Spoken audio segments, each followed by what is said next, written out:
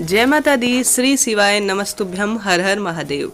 गुप्त नवरात्रियां चल रही हैं और सोमवार का दिन है। माँ शिव शक्ति के नाम से अर्थात भगवान शिव और माता रानी जो कि दोनों ही एक रूप है, अर्धांग स्वरूप में है। अगर आज एक विशेष उपाय किया जाए दीपक का, जो कि गुरुजी द्वारा बताया गया है, तो जीवन में सभी मनोकामनाएं पूर्ण होती चली जाएंगी। साथ ही घर पर किया जाने वाला एक विशेष उपाय भी आप सभी को बताऊंगी, जिससे कि आप आसानी से कर पाएं और जीवन में सभी कार्य आपके बनते चले जाएंगे, मनोकामना तत्काल पूर्ण होगी। आज विशेष तिथि है। माता रानी और भगवान शिव को एक साथ रिझाने वाला गुरुदेव का विशेष उपाय जीवन को सफल बना देगा। काफी सरल भी है, आप आसानी से कर लेंगे। तो क्या करना है, ध्यान से सुनिए। आपको लगता है विवाह संबंधी बाधा चल रही है, परिवार में आप कहीं ना कहीं पैसा आता है परंतु टिकता नहीं है, तो शिव शक्ति दीपक का उपाय आज प्रत्येक व्यक्ति को करना है। दो उपाय हैं, एक कर लीजिएगा। पहला उपाय है शिव शक्ति दीपक वाला। आप सभी को या तो एक आटे का दीपक बना लेना है या एक माटी का दीपक ले लेना है, जैसा आपको उचित लगे उस हिसाब से कीजिएगा। एक सामान्य छोटा सा ही दीपक बनाना है, उसमें 2 बत्तियां रखनी है। ठीक है, 2 बत्तियां रखनी है उसके अंदर, और आपको या तो तिल्ली का तेल भर लेना है या घी भर लेना है या सरसों का तेल भर लेना है। जैसा तेल आपके पास है वैसा आप तेल भर लीजिए, परंतु इसमें 2 बत्तियां रखनी है। गुरुजी कहते हैं यह 2 बत्तियां शिव और शक्ति के मिलन की बत्तियां हैं।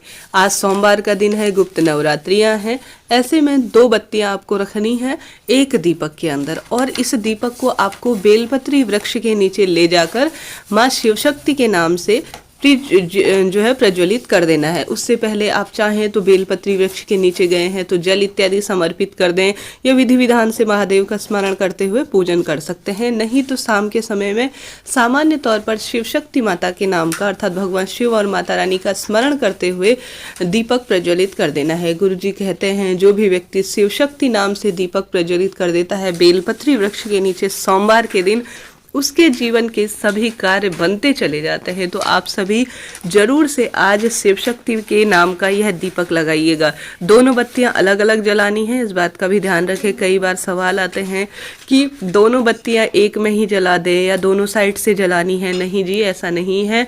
आप सभी को दोनों बत्तियां अलग अलग रखनी है, दोनों अलग अलग प्रज्वलित करनी है माता रानी और भगवान शिव का स्मरण करते हुए। और साथ ही कई बार यह सवाल आता है कि गोल बत्ती रखें या लंबी बत्ती रखें। माता रानी के नाम की जो बत्ती होगी वह लंबी होगी, भगवान शिव के नाम की जो बत्ती होगी गोल बत्ती होगी। ठीक है, इस तरह से यह बात थी। अब दूसरा उपाय सुन लीजिए। आज रात जो आसानी से आप पूरे दिन भर में हालांकि घर पर ही कर सकते हैं।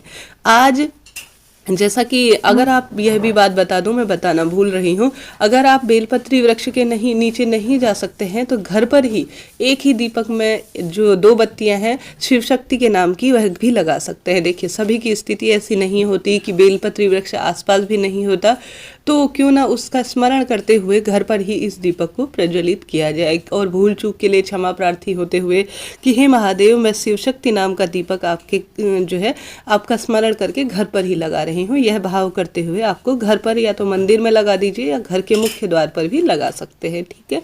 अब दूसरा उपाय, आज सोमवार का दिन है और माता रानी के रूप में ही माँ तुलसी है। गुरुजी ने हमेशा ही कहा है तुलसी वृक्ष हमेशा पूजनीय है। सुबह से लेकर आप जब सुबह माता रानी का पूजन करते हैं माँ तुलसी का, या शाम के समय भी दीपक प्रज्वलित करते हैं तुलसी माँ में, तो आप सभी को तुलसी का टीका अर्थात तिलक मस्तक पर धारण करना चाहिए। घर के बच्चों को मस्तक पर तुलसी की मिट्टी का जो तिलक है वह लगाना चाहिए। गुरुजी कहते हैं इससे रोग दोष का नाश होता है। तो यह भी एक उपाय के रूप में है। अगला उपाय है, गुरुजी कहते हैं लगता है नकारात्मकता है, किसी भी तरह से मन नहीं लगता, उदास मन रहता है, तो आज शाम के समय आप सभी को एक कपूर ले लेना है। कपूर को जो है जलाना है। पहले उससे क्या करना है, ध्यान से सुनिए। आप सभी को 2 लौंग हाथ में ले लेनी है। लौंग में अपने मन की जो परेशानियां, जो बात है वह कहते हुए इस कपूर के अंदर डाल देनी है। और कपूर को जो है, जो लौंग मिश्रित कपूर है, दरवाजे इत्यादि खोल लीजिएगा, और साथ ही पूरे घर में जब जलता हुआ होगा तो धुआं करना है अर्थात धुनी करनी है। इससे भी जो है घर की नकारात्मकता दूर और सकारात्मकता का घर परिवार में वास होता है। काफी सरल उपाय है। ये 2 लौंग के जोड़े रखने हैं और एक कपूर पहले जला लेना है। कपूर में पहले कपूर जब जला लेंगे तो लौंग अपने हाथ में जो मन की बात है, जो परेशानी है, उसका स्मरण करते हुए इस कपूर के अंदर डाल देनी है। जब कपूर और लौंग जलता हुआ हो तो इसे पूरे घर में घुमा लेना है। सावधानी ये रखनी है कि दरवाजे इत्यादि खोल दीजिएगा। कहा जाता है नवरात्रि में लौंग के उपाय तत्काल फलित होते हैं।